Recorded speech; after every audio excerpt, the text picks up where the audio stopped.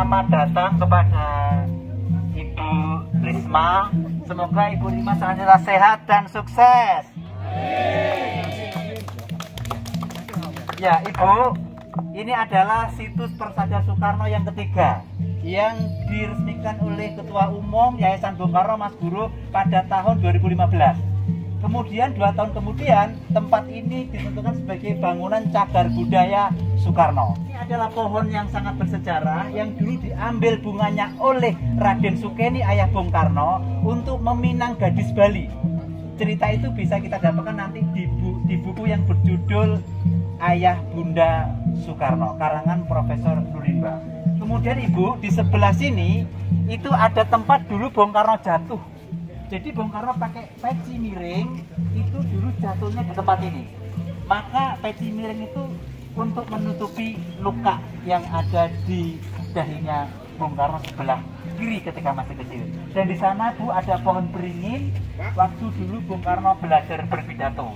Nanti fotonya di dalam masih ada. Jadi kayak gua di situ Bung Karno teriak ketika pulang dari HBS dari Pak Cokro. Jadi kalau minggu liburan Bung Karno semenjak di Mojokerto, Sidoarjo, Surabaya itu berkunjung ke dalam pojok. Kita langsung masuk ke dalam. Cucu dari Pangeran Sambernyowo yang beliau patih dalam Pakubono ke-6, kemudian meninggalkan Solo menuju dalam pojok Kediri.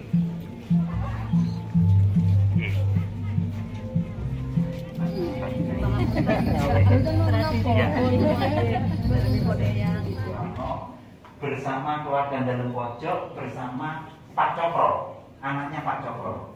Ini pernikahan. Kenapa Bung Karno ke dalam pojok itu berawal dari sini Bu. Jadi ini adalah Pak Keni, ini adalah Bung Karno, ini Utari, ini adalah Ibu Ida, ini istrinya Eyang Harjodikromo, ini Eyang Sucowati. Ina Sucowati ini adiknya Eyang Harjodikromo, eyangnya Bung Karno. Itulah kenapa ketika sejak itu Bung Karno dan keluarga pojok sudah ada ikatan. Baik Ibu. Nah, ini kursi ketika Bung Karno ditenono bocah iki bakal dadi kembange jagat. Yang Panji bilang begitu, Raden Sukeni menangis. Kemudian ditanya kepada Yang Panji, tapi Yang Panji tidak menjawab. Ternyata terjawab bahwa Bung Karno adalah orang besar dunia. Kembangnya jagat. Kembangnya jagat. Ini Ibu, yang terpenting adalah munculnya nama Soekarno itu di Kediri Ibu.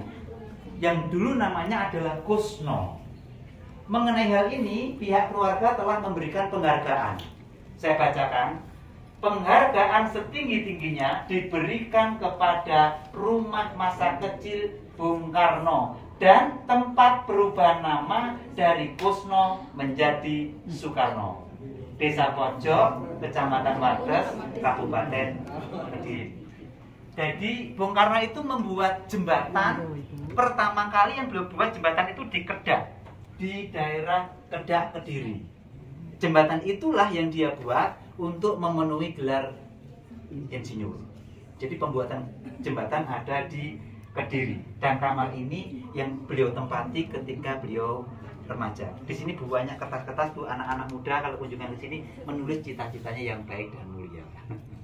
Itu. Nah, ketika Bung Karno menikah pertama kali dengan Inggit Garnasi, itu sempat apa itu namanya bulan madu, karena ketika ke Blitar itu takut, kemudian ke dalam pojok, diantar keluarga dalam pojok untuk pulang ke Blitar karena pernikahannya dengan Inggit Garnasi itu yang menikahkan keluarga dalam pojok. Itu pernikahannya kan bapaknya tidak setuju karena satu, Bung Karno sudah punya istri, Inggit Garnasi istri orang. Yang kedua, Bung Karno orang Jawa, Inggit Garnasi orang Sunda. Yang ketiga, Utari itu anaknya Pak Cokro. Gak mungkin nikah karo wong Sunda. Nah, kemudian keluarga dalam pojok. Ternyata pernikahan Jawa Sunda itu telah mengantarkan ke depan pintu gerbang kemerdekaan bangsa.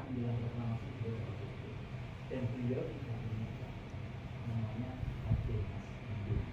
itulah yang sering diziarahi oleh Bu Mega, Mas Guru, kemudian kita semua berdoa ya Baik, nanti kita buka.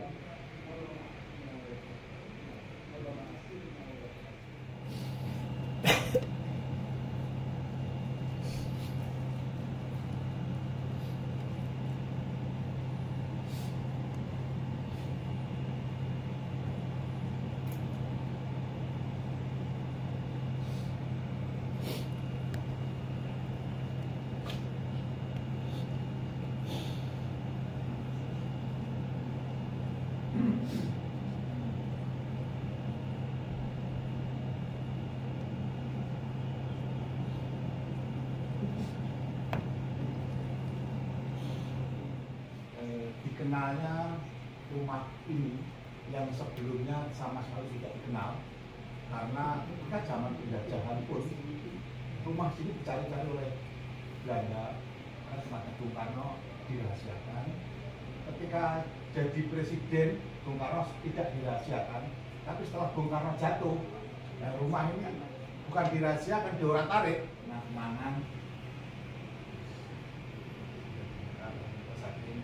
Situs ini adalah tasbih dari kayu kandil yang sudah mati. Kita bikin buat tasbih.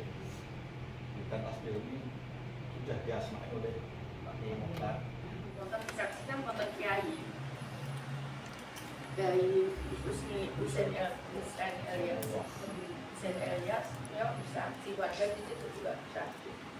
Jadi waktu Bung Karno di situ tuh, kalau ngaji itu dibuka jendelanya gitu, terus warga itu dengerin Bung Karno ngaji.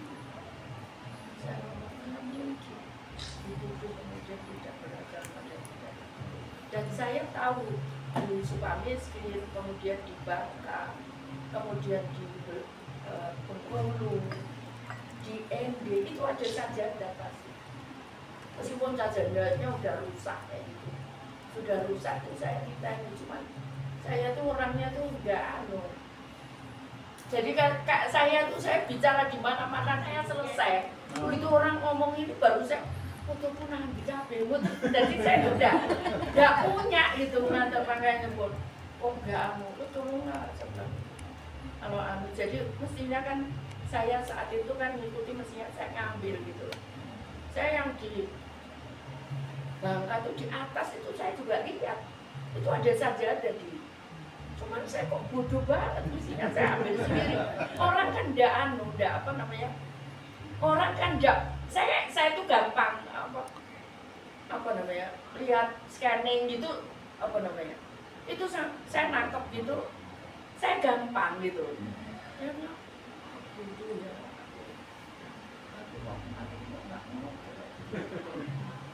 saya nggak, mana udah orang sempurna, tidak ada orang sempurna, semua orang pasti punya kesalahan, tapi bahwa kesalahan itu terus kemudian dianggap terus jadi apa namanya, jadi turun menurun gitu kan, nggak rela saya kan, iya kok enggak.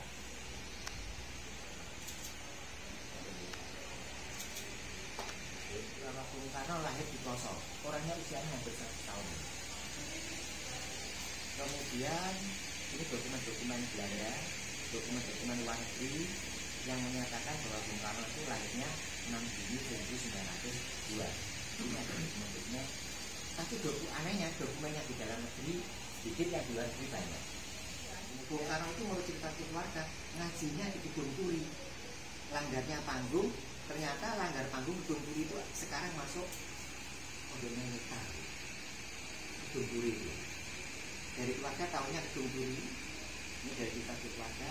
Nah, ini daunnya Yaita. Informasi dari Yaita, bapaknya Yaita menyampaikan bahwa Pak Karno waktu Pak Kenny, ayahnya Soekarno waktu ke pelosok, anaknya baru satu, yaitu Duhardoyo. Bung Karno belum lahir. Terus ini teman masa kecilnya Bung Karno di pelosok, ada kuburannya, dan familinya orang-orang banyak yang kenal. Ini masih kuburannya di pelosok juga. Ini yang mengasuh Bung Karno kecil di pelosok, ada kuburannya, ada familinya, dan dia juga mengiyakan. Ini juga orang yang menanam ari-ari, namanya Pak Sumojani, kuburannya ada di Jombang, aktivitasnya meditatif. Kemudian ini ada pengasuhnya lagi, orang Kloso tapi meninggalnya di Sumobito. Saya tidak merangkai saat itu. Bagi saya yang penting menyelamatkan situs dulu gitu. Nah, kemudian ada beberapa yang nyampaikan dulu sekolah SMP-nya di sini. Ya langsung saya buat anunya, saya buat apa namanya prasastinya untuk menyelamatkan itu. Nah, memang kalau sejarah itu ya saya terus terang bukan ahli sejarah gitu, tapi bahwa situs-situs itu memang harus diselamatkan karena ya Bung Karno ini memang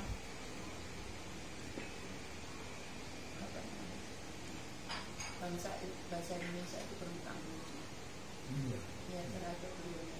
Ada istimewa nasional atau Iya, internasional. berhutang, maksud saya berhutang budi. Saya kan mau menelusuri sejarah Bung Karno ada apa namanya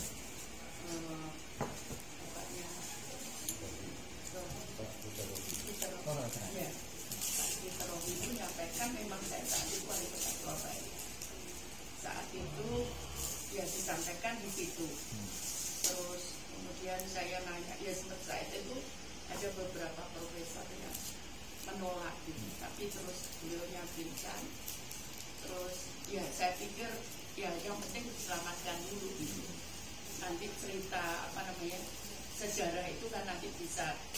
Nah, saya pengen menyelamatkan situ-situ gitu. Karena bagi saya ya sejarah nanti itu akan bisa. Yang paling penting karena bagi saya menyelamatkan itu dua-duanya.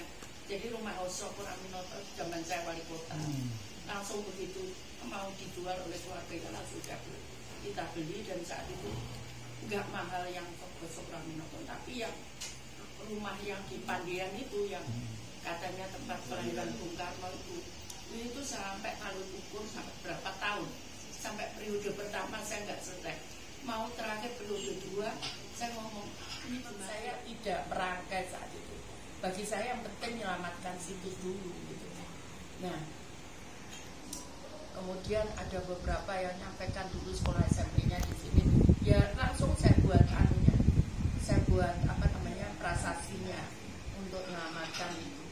Nah, memang kalau sejarah itu ya saya terus terang bukan ahli sejarah gitu, tapi bahwa situs-situs itu memang harus diselamatkan karena ya Bung Karno ini memang apa namanya bahasa Indonesia itu berhutang budi ya terhadap beliau. Ada istimewa nasional atau Iya, internasional. berhutang, maksud saya berhutang budi. Saya kan mau menelusuri sejarah Bung Karno, ada beberapa profesor yang menolak gitu, tapi terus beliaunya bincang. Terus ya saya pikir ya yang penting diselamatkan dulu gitu. Nanti cerita apa namanya sejarah itu kan nanti bisa. Nah, saya pengen menyelamatkan situ-situ gitu. Karena bagi saya ya sejarah nanti itu akan bisa. Yang paling penting karena bagi saya menyelamatkan itu dua-duanya. Jadi rumah Hoso Purwaminoto zaman saya wali kota langsung begitu mau dijual oleh keluarga langsung kita beli, dan saat itu nggak mahal yang Hoso Purwaminoto, tapi yang rumah yang di Pandian itu yang katanya tempat kelahiran Bung Karno itu sampai kalau ukur sampai berapa tahun, sampai periode pertama saya nggak selesai, mau terakhir periode 2 saya ngomong ini gimana ya, lebih penting nanti supaya rangkaian cerita kalau ada yang memahami sejarah nanti bisa dirancang daripada nanti sudah hilang, daripada sudah hilang terus kita nggak bisa nemukan lagi gitu. Jadi sampai waktu di Hoso Purwaminoto itu ada perpustakaan ya, punya pemilik rumah itu nyampaikan dulu Bung Karno tuh belajar karena nggak punya uang, Jadi baca bukunya di perpustakaan ini, jadi cuma baca aja nggak beli gitu. Nah, saya kemarin sama Pak Hasto, Pak Surya itu saya masih punya tapi beli rumah itu karena apapun itu ya itu bagian sejarah dari Bung Karno. Satu di bawah saya ngomong, enggak, saya mau ke atas, umum saya ke sini. Akhirnya saya ke atas, ternyata jauh sekali dan tidak ada perumahan, hutan. Saya membayangkan dulu kayak gini beliaunya sampai apa namanya rela gitu loh, rela. Saya sampaikan ya kalau orang lain mungkin sudah tidak kuat gitu.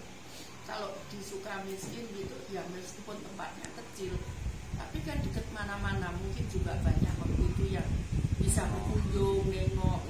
Kalau itu sudah tidak mungkin rasanya. Zaman sekarang aja susah.